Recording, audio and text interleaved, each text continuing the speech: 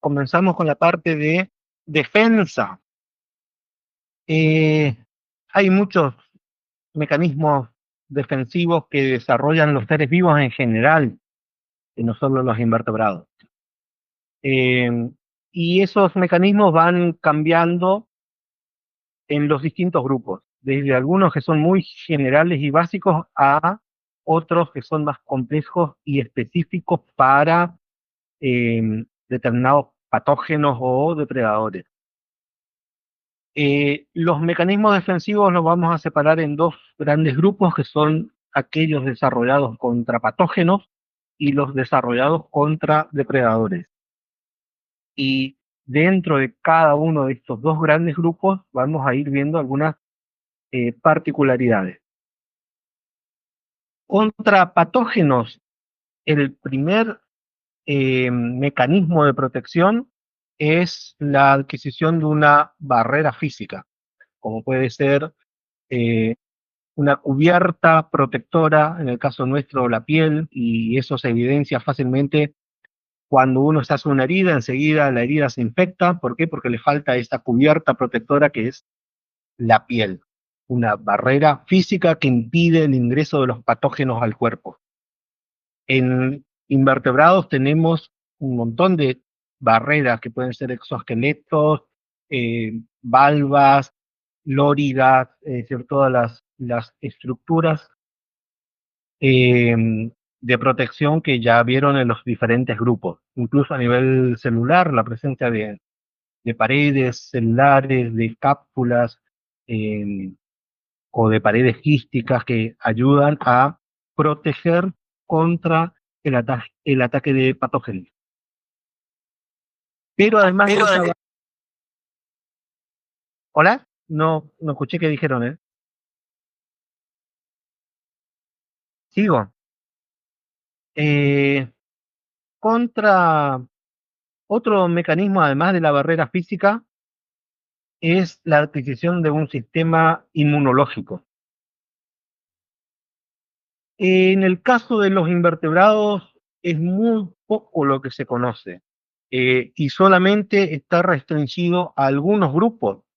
El caso de insectos y moluscos, que se profundizó bastante el estudio en algunas especies de estos grupos por la importancia económica o sanitaria que tienen, sobre todo aquellos relacionados con la transmisión de enfermedades, los que actúan como vectores de enfermedades que nos afectan directamente a nosotros o animales de interés económico, para comprender mejor cómo se realizan esos procesos biológicos que ocurren en esos vectores y si hay forma de controlar la enfermedad actuando desde distintas vías con distintos enfoques sobre la biología del vector como mecanismo de control de las enfermedades. O en el caso de los insectos plaga también, la utilización de diferentes medidas de control biológico con el uso de entomopatógenos, por ejemplo, diferentes cepas de bacterias o de hongos que tienen propiedades insecticidas y que resulta ecológicamente más amigable que el uso de agroquímicos. Entonces, por esos motivos, en estos dos grupos se profundizó bastante el conocimiento de los aspectos inmunológicos y la mayoría de lo que se sabe de invertebrados está restringido a estos dos grupos. En general, de lo que se pudo investigar, se sabe que hay una importante diferencia con respecto a cómo actúa el sistema inmunológico en vertebrados. Y es que es un mecanismo innato, no adquirido. En el caso de los vertebrados, para que el sistema inmunológico se desarrolle, tiene que haber un contacto previo con el patógeno. ¿Para qué? Para que se produzcan los anticuerpos específicos para ese patógeno. En cambio, en los invertebrados, en insectos y moluscos, los casos que fueron estudiados, se comprueba que el sistema es innato. No hay un proceso de adquisición de especificidad en formación de anticuerpos contra un patógeno en particular, sino que las medidas inmunológicas que disponen son las mismas para todos los patógenos y están presentes eh, siempre, digamos, por eso es innato. Al igual que en el caso de los vertebrados, el sistema inmunológico consta de una parte, un componente, una parte celular y otra humoral. En el sistema humoral se destacan algunos componentes que son, por ejemplo, la cascada de profenilogidasa, que es un complejo enzimático que permite el reconocimiento de los agentes patógenos que ingresan al organismo y activa la acción del componente celular. Por eso figura acá como activación celular. ¿Para qué? Para que actúe la otra parte del sistema inmunológico, que es la parte celular. Otro sistema de defensa humoral son las cascadas de coagulación que se producen ante determinadas heridas, por ejemplo. Así como nosotros tenemos nuestro mecanismo de coagulación en la sangre, bueno, los invertebrados también tienen mecanismo de coagulación de la hemolinfa. Otro tipo de defensa son las opsoninas que facilitan los procesos de fagocitosis o las aglutininas que provocan la lesión celular y que son importantes para la formación de nódulos o encapsulamiento en el componente celular. Y la presencia de lisinas, que son enzimas hidrolíticas que están circulando con la hemolinfa, y que están programadas para activarse de manera automática cada vez que encuentran una proteína extraña al organismo. Eh, Además de la circulación en algunas especies de sustancias antimicrobianas, es decir, naturalmente producen distintos tipos de componentes que tienen propiedades bacteriostáticas o bactericidas. Entonces, eh, naturalmente la propia hemolinfa actúa como agente antimicrobiano. Y entre los componentes celulares, en términos generales se designan con el nombre de hemocitos o telomocitos a las células de la hemolinfa que circulan, que hay de distintos tipos. Hay un montón de tipos de hemocitos o celomocitos, cada uno con características diferentes, pero que en general participan en procesos de fagocitosis cuando se trata de bacterias o patógenos de pequeño tamaño, o en el caso del ingreso de parásitos que son muy grandes para ser fagocitados y destruidos por fagocitosis, lo que hacen es encapsularlo y formar nódulos, y de esa forma lo inactivan, lo inmovilizan y lo inactivan. Pasando a las defensas contra depredadores, uno de los primeros mecanismos defensivos y más generalizados es también la adquisición de una cubierta resistente.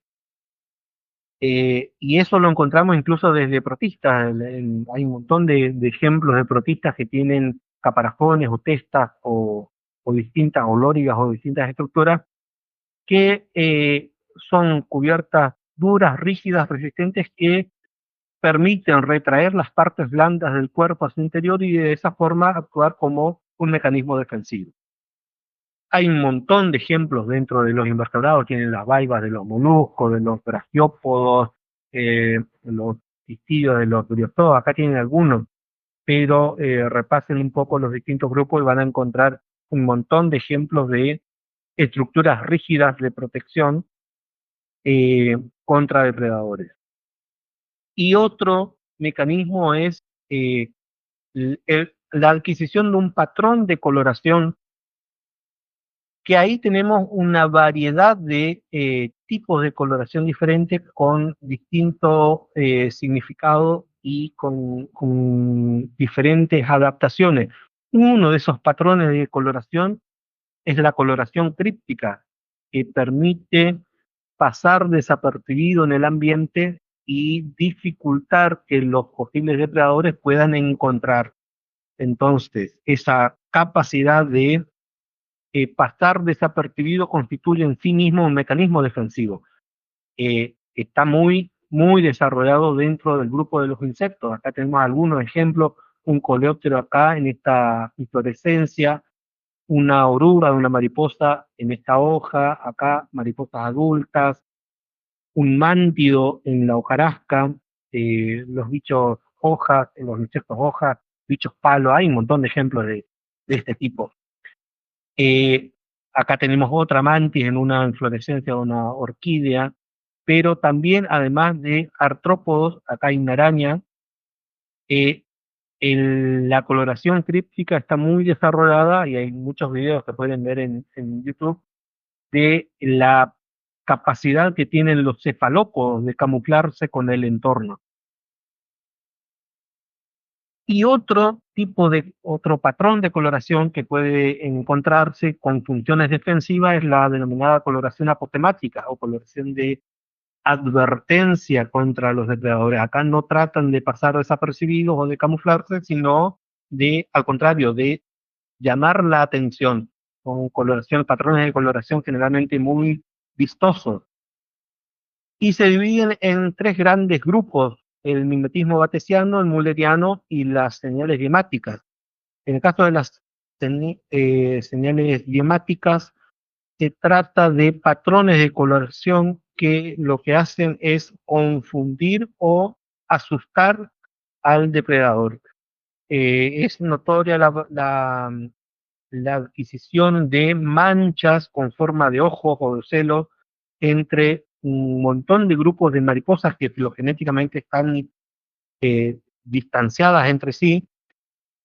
Además de mariposas también hay muchos homópteros, los fulguroides, por ejemplo, es decir, grupos taxonómicamente distantes, pero que tienen en común la formación de esos patrones de manchas con formas de ojos y que se despliegan de manera brusca cuando van a ser atacados por un depredador.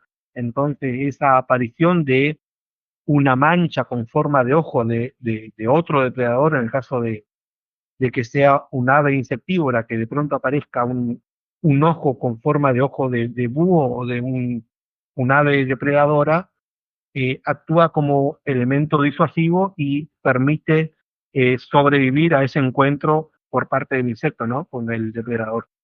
O la otra es la formación de estructuras o manchas en una parte inofensiva del cuerpo, como puede ser el extremo posterior del ala de esta mariposa, que simula ser la parte de la cabeza. Entonces, ante el encuentro con un ave, que generalmente son las principales depredadoras de estos insectos, eh, tiende a dirigir el ataque hacia la parte de lo que supone es la cabeza, que en realidad es una parte totalmente inofensiva, se queda con un pedacito del ala y puede salir huyendo prácticamente ileso. En el caso del mimetismo mulleriano, se refiere a el patrón de coloración que adquieren grupos de especies que no están filogenéticamente emparentadas, pero que todas comparten la misma característica de peligrosidad o toxicidad. Se dan varios grupos de abejas, de avispas, y himenópteros en general, y también de mariposas que resultan tóxicas para las aves. Entonces tiene ese patrón de coloración que hace que sean muy parecidas entre sí, a pesar de que todas son tóxicas, pueden eh, defenderse, por así decirlo, de sus depredadores, pero acá el hecho de tener un patrón de coloración común a las distintas especies actúa como una ventaja evolutiva. ¿Por qué?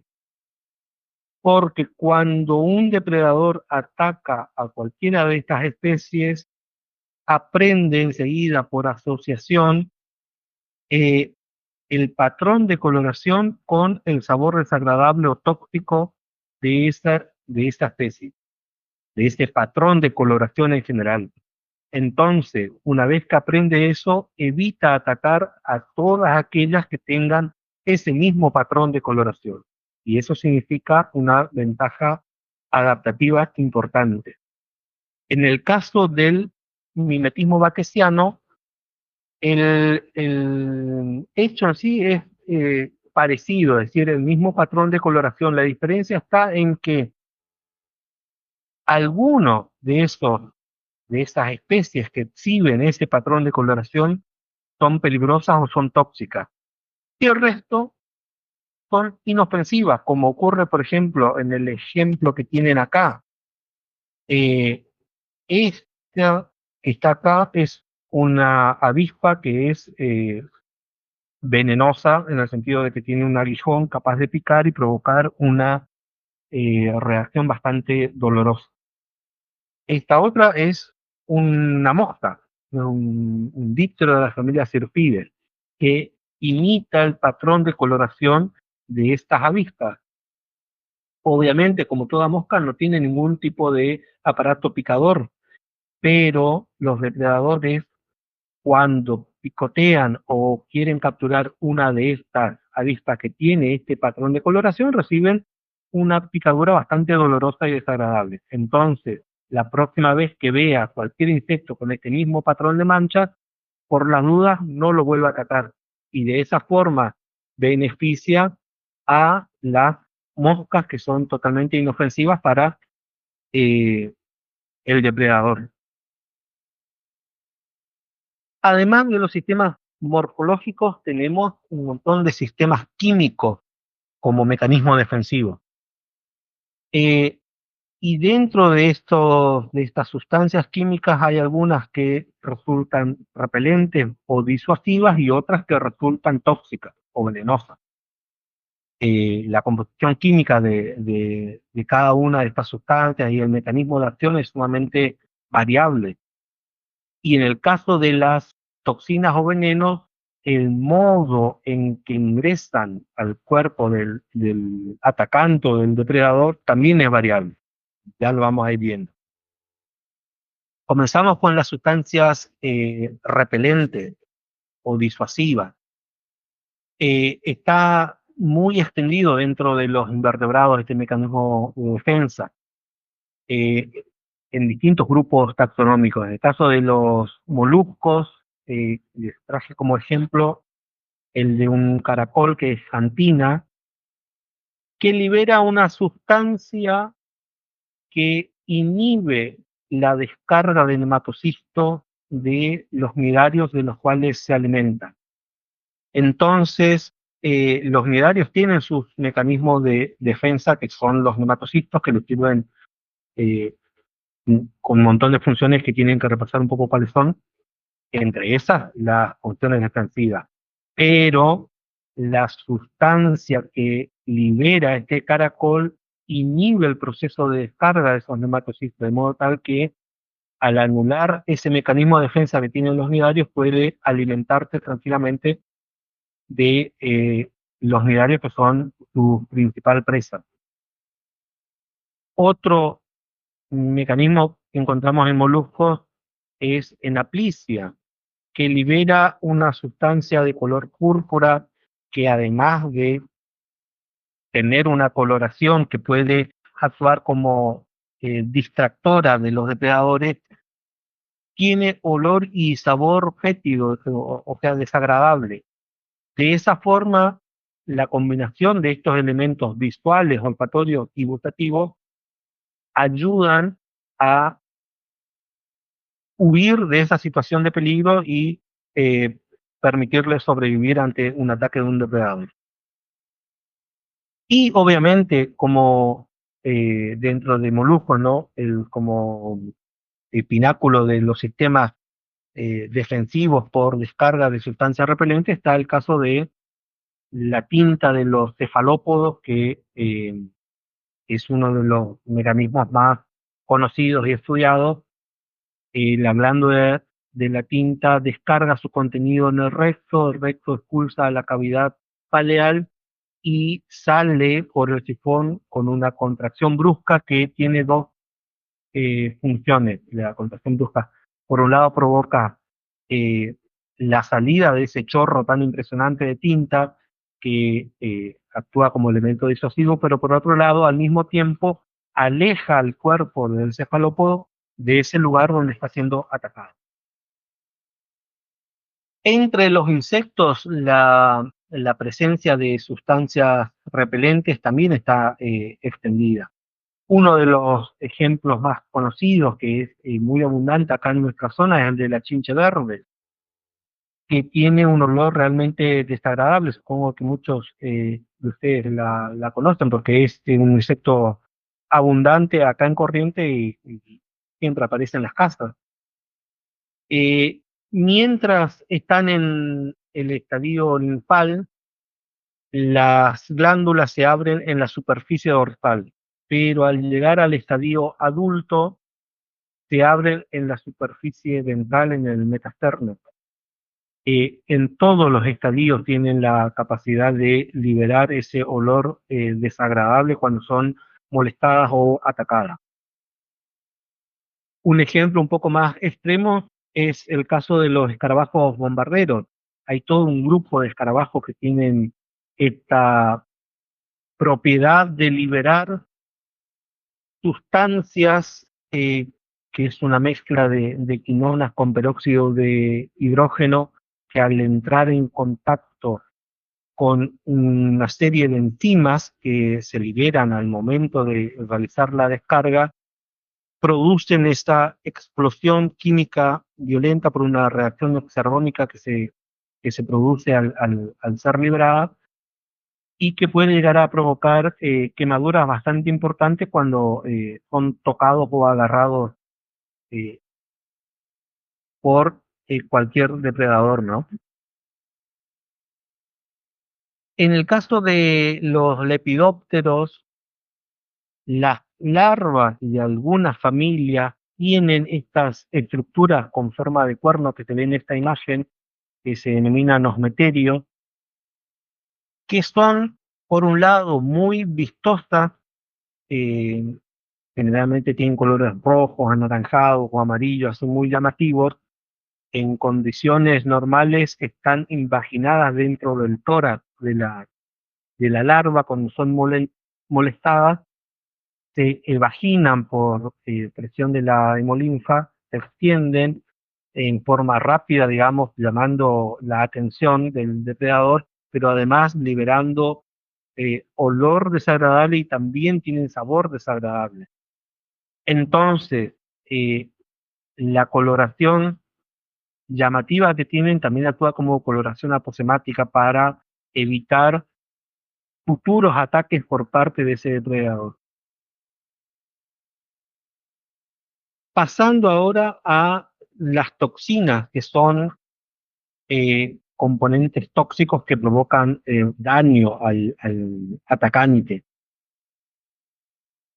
Las vamos a diferenciar según el mecanismo por el cual ingresan esas toxinas al atacante. Una de esas vías es la vía parenteral, que significa la inyección de esa toxina por medio de distintos mecanismos al interior del cuerpo del atacante. Y comenzamos con el proceso de descarga de nematocitos que se observan en los nidarios. Ya vieron cómo actúa un nematocisto y cómo eh, produce la descarga de las sustancias tóxicas que poseen.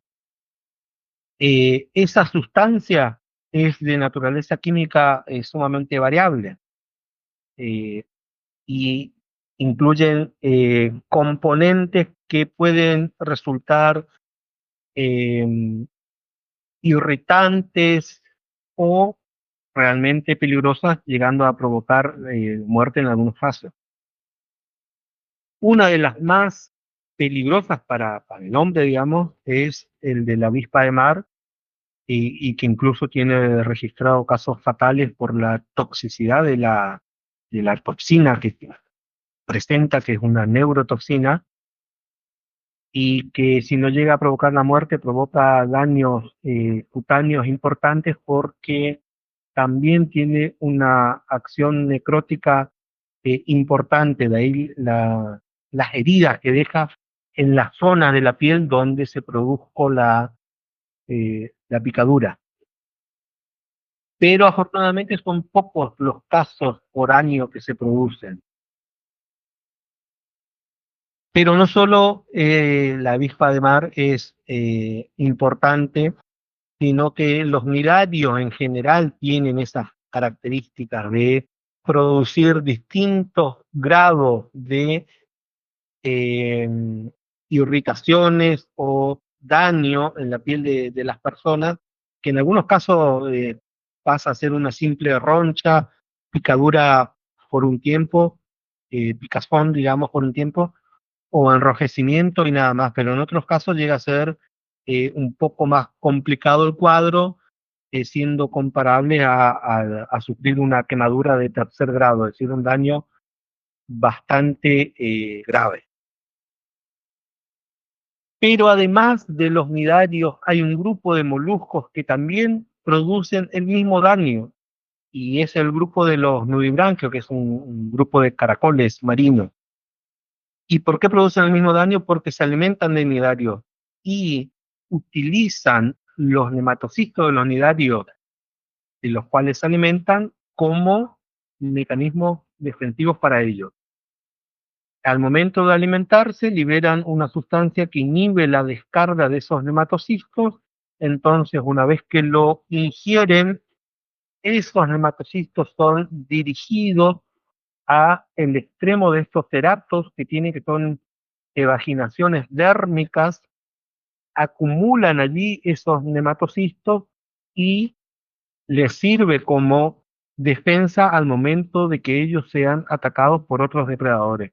Allí recién se va a producir la descarga de esos nematocistos.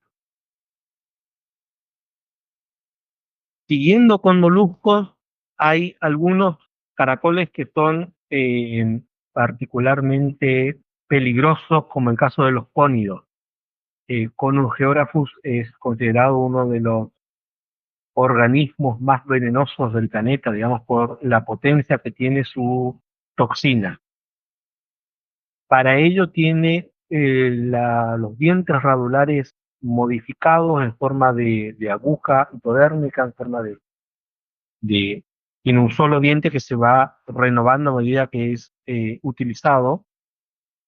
Ese diente conecta con una glándula de veneno que es bastante grande, como pueden ver acá, y provoca la descarga de una neurotoxina sumamente potente que provoca la muerte de las presas, que son pequeños peces de los cuales se alimenta en segundos, pero es lo suficientemente potente como para matar a organismos mucho más grandes, como el caso de los humanos u otros vertebrados.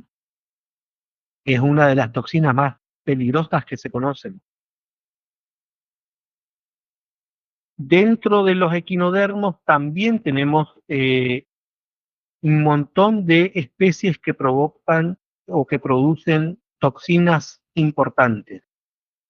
Hay algunas estrellas de mar que tienen las espinas recubiertas por, recuerdan que las espinas y en equinodermos en general son osículos dérmicos modificados. En muchas están recubiertas por la misma epidermis. Y en esa epidermis encontramos un montón de células glandulares secretoras de toxina. Entonces, cuando uno roza o toca esas espinas, provoca la liberación de esas toxinas que se encuentran en esas células glandulares que las están recubriendo. Pero en otros casos, como en estos ejemplos de equinoideos que tienen acá, la espina en sí está llena de sustancias tóxicas y son sumamente frágiles y quebradizas. Entonces, cuando uno toca la espina, se produce la rotura de esas espinas y liberan las toxinas que están contenidas en su interior. Y también encontramos esas sustancias tóxicas en los pedicelarios, que recuerdan que son estructuras un poco más chicas, pero igualmente tóxicas, y que hay de diferentes tipos, con o sin osículos en forma de diente, en algunos casos son solamente glandulares, y que están asociadas también a sustancias tóxicas. Dentro de los artrópodos, la presencia de toxinas está sumamente extendida. En quelicerados tenemos todas las arañas producen toxinas con diferente grado de toxicidad. En algunos casos son para nosotros totalmente inofensivas. Se utilizan para el proceso de captura y digestión de la presa de las cuales se alimentan, pero que no representan ningún tipo de peligro para nosotros. La mayoría de las especies de araña en general resultan inofensivas. Hay algunas pocas que son las que tienen toxinas que resultan peligrosas para nosotros. Esas toxinas pueden ser de acción neurotóxica, citotóxica, hemolítica, hay eh, diferentes tipos de daños que pueden ocasionarnos. Algunas de las más peligrosas son la Prodectus, eh, Coneutria, los proceles, ahí tienen las imágenes de algunos de los daños producidos por este tipo de arañas, digamos. En el caso de los proceles, si bien la mayoría de las especies provocan daños cutáneos, hay algunas que provocan daños viscerales y hemolíticos, pero son las eh, menos frecuentes. Lo mismo ocurre con las licosas, que son arañas muy abundantes en nuestras zonas, frecuente hallarlos en los jardines de las casas. La incidencia de los ataques producidos por araña es en general bastante baja, son muy pocos los casos reportados anualmente, y mucho menos los que pasan a tener complicaciones que puedan llegar a considerarse graves. En general, eh, las afecciones que producen son bastante benignas dentro de todo. Polibete es otro género de araña peligrosa, con acción neurotóxica bastante complicada, pero con bajo nivel de incidencia. En el caso de las que producen necrosis o acción hemolítica, digamos, el mecanismo de acción actúa por un lado provocando la rotura, la desintegración de la eh, membrana de los eritrocitos, provoca la acción hemolítica, y por otro lado la destrucción u obstrucción de los capilares de la zona afectada, y eso es lo que termina provocando los procesos de necrosis alrededor de esa zona donde se produjo la picadura. Además de las arañas, tenemos a los escorpiones que también tienen sus toxinas en el aguijón que tienen en el telson. Hay pocas especies que son peligrosas para el hombre. En nuestra zona, la especie más común es Titius crivitatus. También se menciona la presencia de Titius cerulatus y Titius bahiensis, pero en mucho menor incidencia. La que generalmente aparece en las casas es Titius crivitatus. Y el daño que provoca en general es benigno, no pasa de ser una reacción local, más o menos dolorosa según la sensibilidad de la persona. En muy pocos casos hay complicaciones, generalmente cuando se trata de chicos de corta edad o en personas ancianas adultas o en las que puedan llegar a provocar alguna reacción más de tipo alérgica a la picadura. Pero si no, no llega a ser casos mortales. Sí es mortal el caso de la picadura de esta especie, Androctonus australis, que es uno de los escorpiones más peligrosos del mundo, digamos, eh, aunque si bien es peligrosa la toxina que presenta y la cantidad de casos fatales de picaduras que se produzcan, en cuanto a la incidencia, casos anuales registrados todos los años, es bastante bajo. Pero esos casos tienen una alta tasa de mortalidad. En insectos hay muchos insectos picadores, está muy extendido dentro de los himenópteros en general. Todo el orden tienen distintos grados de toxicidad de las estructuras de veneno que presentan. eh, Más conocido el caso de las abejas, las avispas. eh, Recuerden las diferencias en el aguijón que tenían las avispas y las abejas, las glándulas del veneno donde se ubican. En el caso de la abeja, hay cierto grado de peligrosidad por las reacciones alérgicas que se producen. Eh, a abejas, avispas y a hormigas en general, la mayor complicación de los casos surge casualmente por las complicaciones de tipo alérgica que se producen en personas sensibles, ¿no? Pero por lo general son picaduras dolorosas, pero que no pasan a mayores. Eh, Ahí está. Acá tenemos el caso del detalle del halcón de las avispas y de las hormigas, pero no todas las hormigas tienen ese aguijón para picar. Solamente un grupo que son las nutricinas, que son el grupo donde se encuentran las hormigas coloradas o hormigas de fuego, como también se las llama por lo dolorosa que son sus picaduras, comparable al dolor de una quemadura, digamos. Eh, pero hay otro grupo de hormigas, como el caso de las camponotus, que son uno de los géneros más comunes, que carecen de aguijón y el mecanismo de defensa es morder con las mandíbulas y rociar ácido fórmico, que lo expulsan a través de la abertura que tienen en el extremo del abdomen. Y acá se puede ver cómo los chorros de ácido fórmico que eh, largan cuando son molestadas. En este caso no es una toxina de acción parenteral, es decir, porque no la inyectan dentro del cuerpo del atacante, sino que sería más bien repelente o por contacto. En algunas especies la concentración del ácido fórmico que tienen es lo suficientemente alta como para provocar quemaduras por ácido en personas sensibles.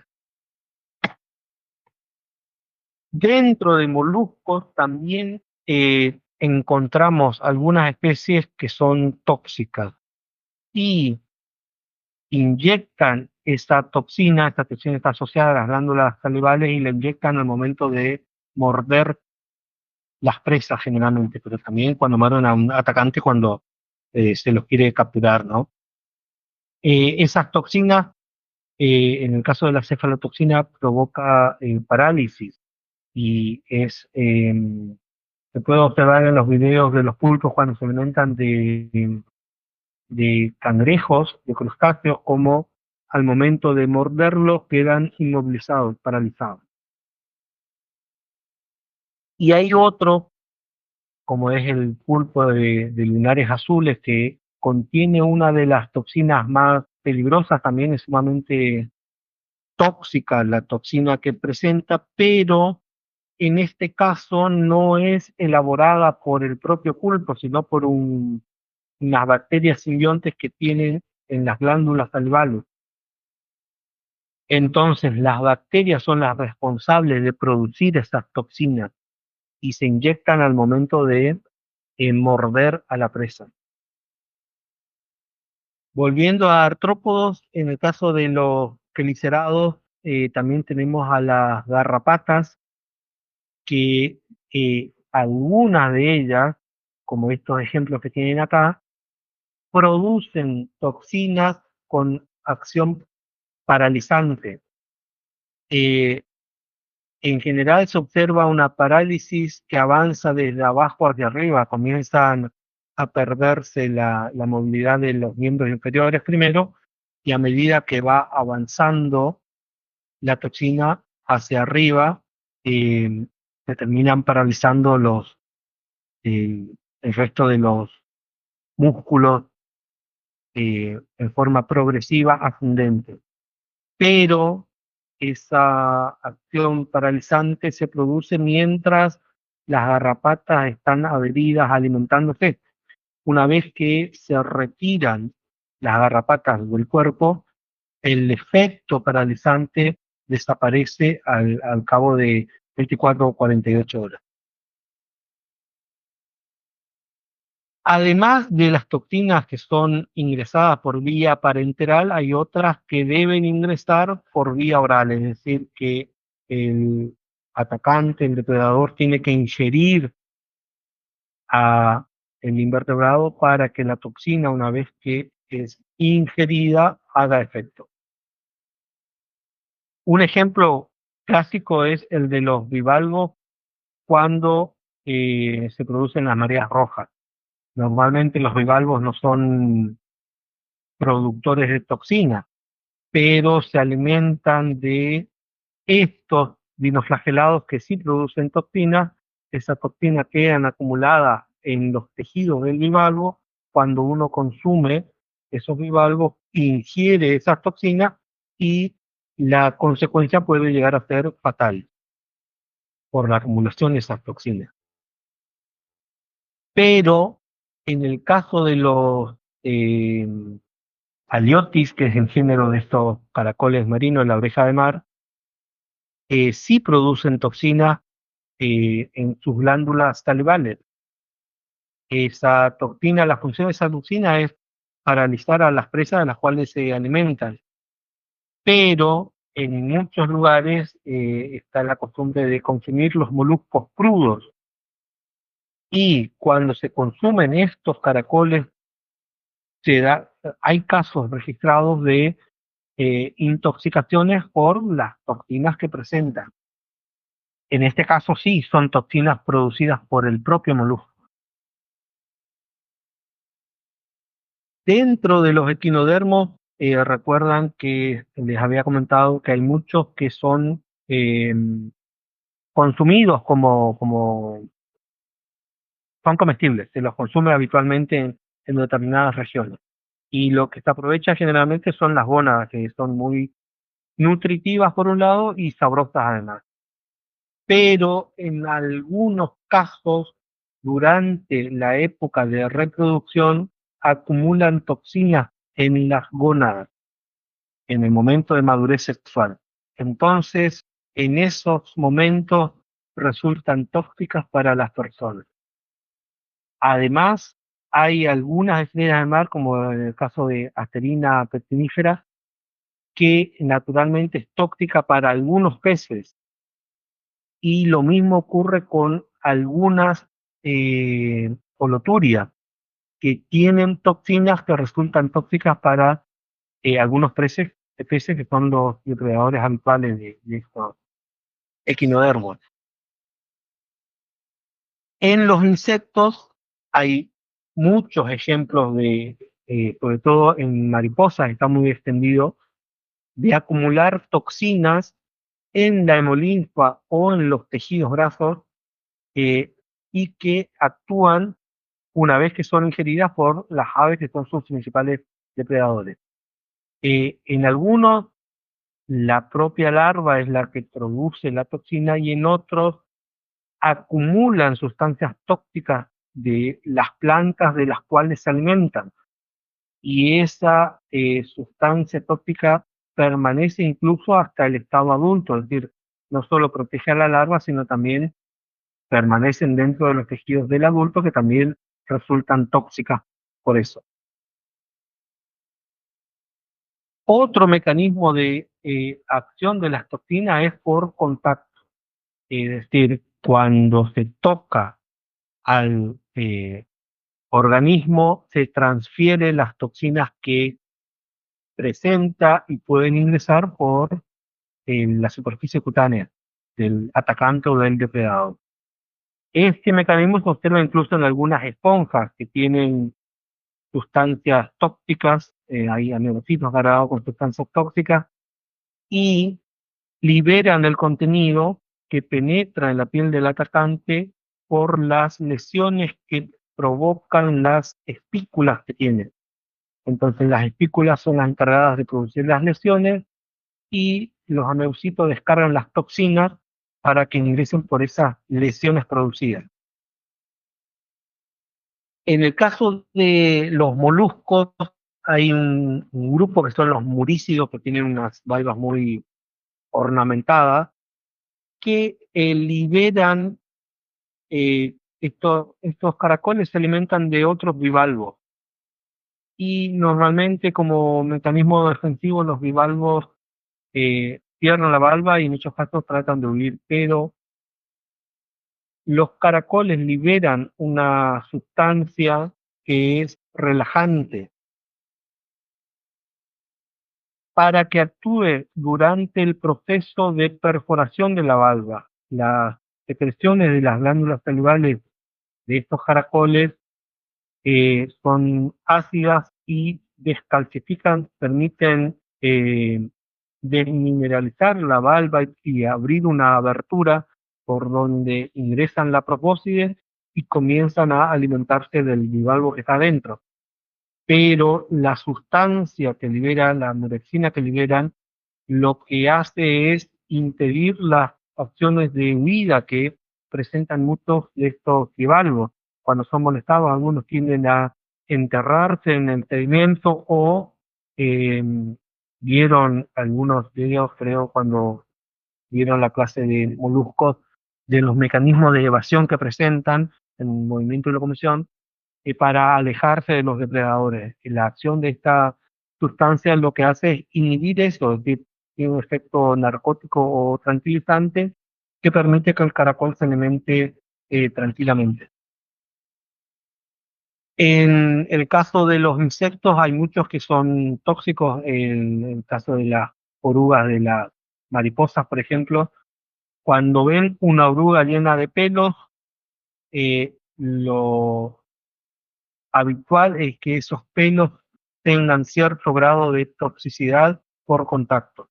En algunos casos puede no ser grave, eh, no pasar de una picadura o sensación de picazón, urticante, como se dice, pero en otros casos pueden ser sumamente graves. En el caso de la anomia oblicua, que está presente en Misiones y que causa síndrome hemolítico con casos fatales, que está siendo motivo de estudio ahora para a ver si se puede desarrollar un suero que proteja de los daños que provoca la toxina de esta oruga. En el caso de Ilesia nigringa, que es otra que está muy extendida acá en Argentina, que llega hasta la parte de Buenos Aires, toda la pampa húmeda, también es plaga de varios cultivos. eh, También provoca quemaduras importantes cuando se toca las púas que tiene la larva. Y acá en nuestra zona es frecuente ver, atraída por la luz, estos pequeños escarabajos que no tienen más de 1 centímetro de largo, son chiquitos, pero con un patrón de coloración muy característico, fácilmente identificable, como ven en esta imagen. Son estafilínidos, son el grupo de los coleópteros que tienen los élitros cortitos, eh, y que produce unas reacciones con forma de quemadura muy dolorosas y que se extiende fácilmente. Hay varios casos acá en Corrientes y en Resistencia. Es un insecto abundante que aparece atraído por las luces de las casas y que provoca este tipo de daños bastante graves y dolorosos. No hay casos fatales registrados, pero sí sumamente doloroso y tarda varios días en cicatrizar la herida. Y otro tipo de mecanismos defensivos son los que podemos observar, por ejemplo, en el caso de los holotubideos, que tienen unos órganos defensivos que son los túbulos de Cuvier, que se liberan por el ano cuando son molestados. Esos túbulos tienen una sustancia que la mayoría de las veces son pegajosas, de modo tal que el atacante queda enredado y pegoteado con esos túbulos que termina armando una especie de red, eh, molestando más que otra cosa al atacante. Pero en algunos casos, además de esa sustancia pegajosa, tienen esta toxina propia de los holotiroideos, que es la holotirina. Y además de esos túbulos de Cuvier, el mecanismo de evisceración que es propio de los holotiroideos, que es la liberación, la expulsión de los órganos internos del pepino para que el atacante se distraiga con todos esos órganos, incluso se alimentan de esos órganos y eh, el pepino en sí pueda escapar y luego regenerar todos los órganos faltantes. En el caso de los artrópodos se observa en muchos casos la autotomía de apéndice. Es frecuente observarlo en arañas. Cuando uno sujeta a una araña por una de las patas, se desprende con mucha facilidad y queda el atacante con la pata mientras la araña puede escapar. Eh, en algunos escarabajos, bueno, no solo en los escarabajos, hay varios grupos de insectos que tienen como mecanismo defensivo algo que se denomina, un comportamiento que se denomina tanatosis.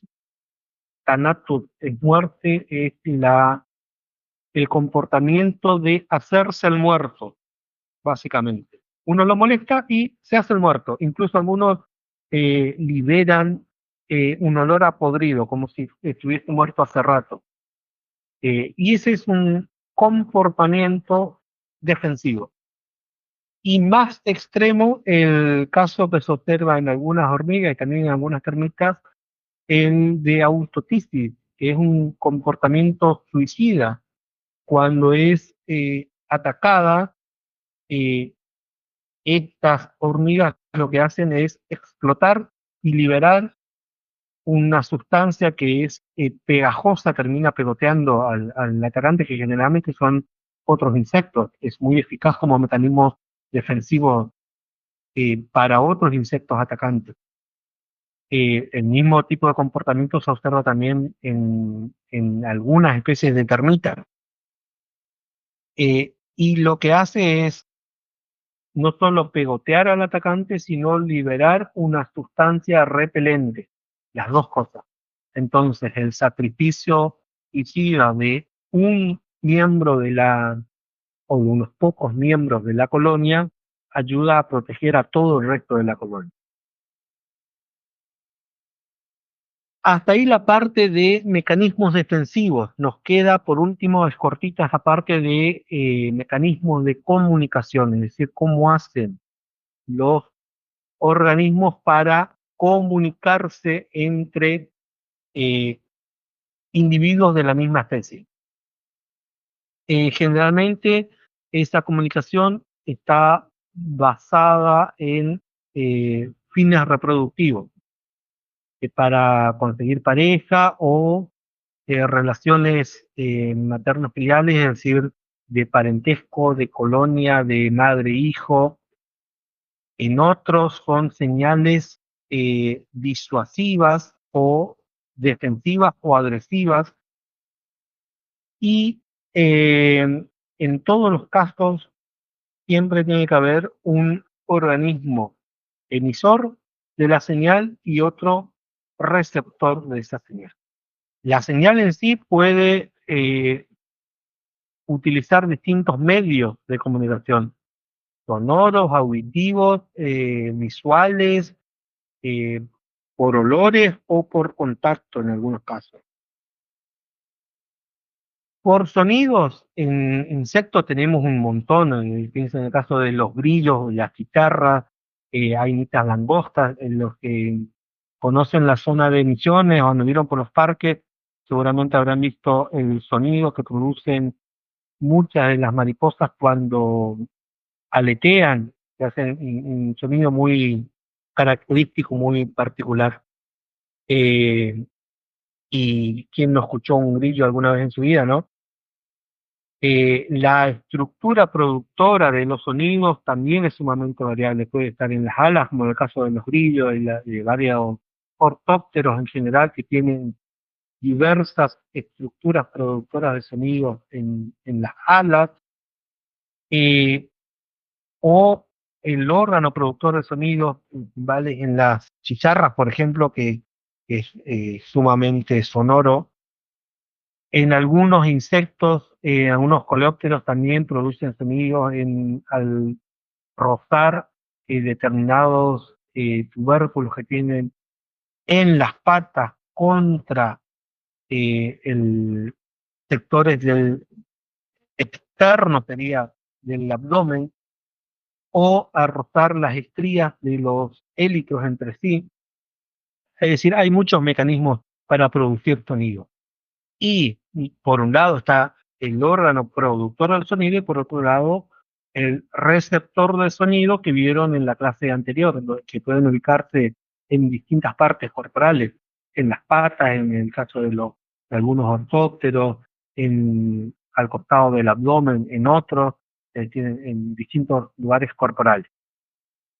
Eh, Mucho más extendido y generalizado es la comunicación mediante olores, sobre todo con fines reproductivos, la liberación de feromonas como medio de comunicación para atraer eh, al sexo opuesto.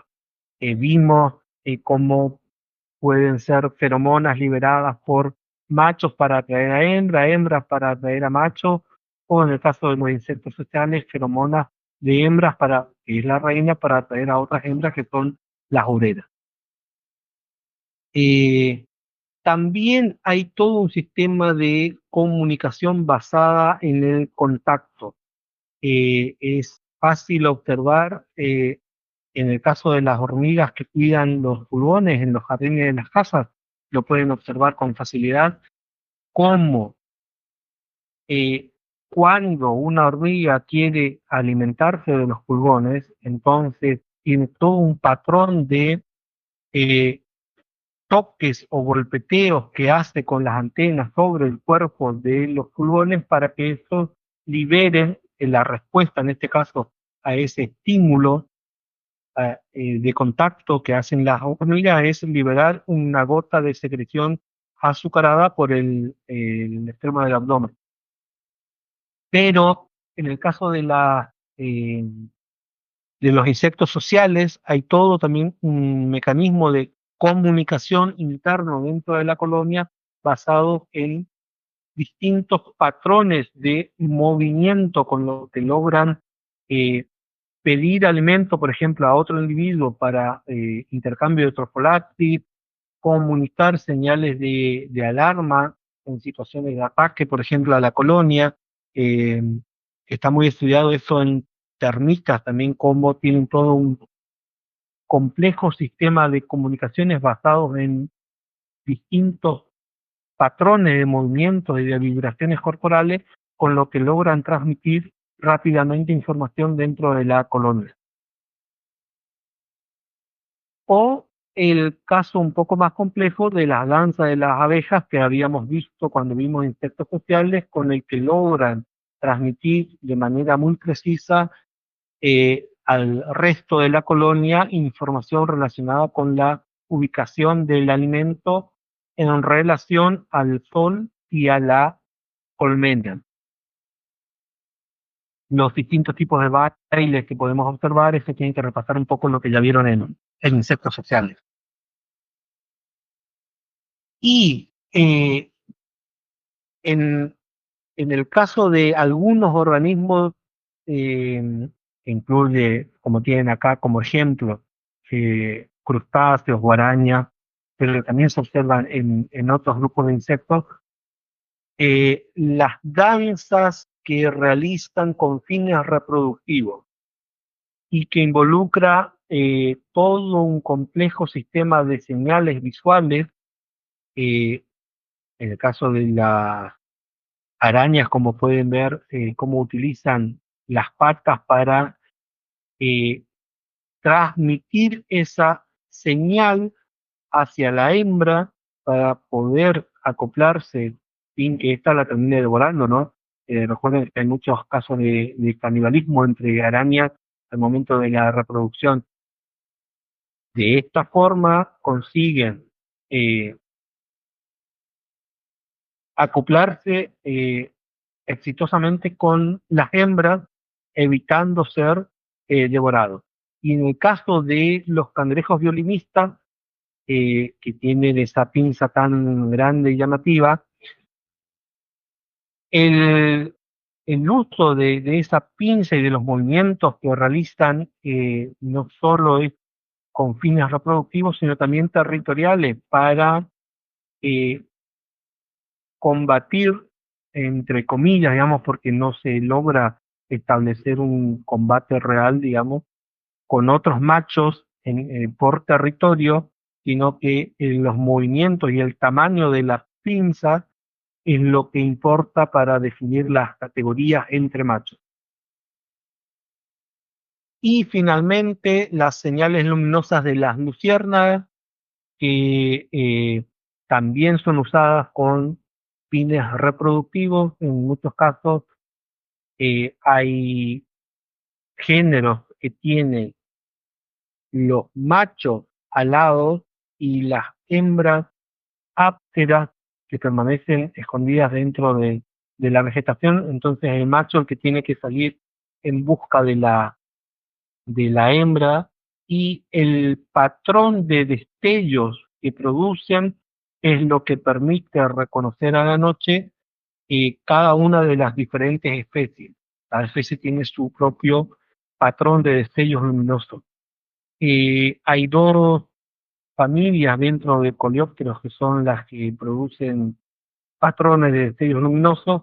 Una es la familia Lampiridae, que es la que tiene, las luciérnagas comunes, que producen la luz en el extremo del abdomen, y otra familia es la Elateridae, que tiene los órganos luminosos en el pronoto.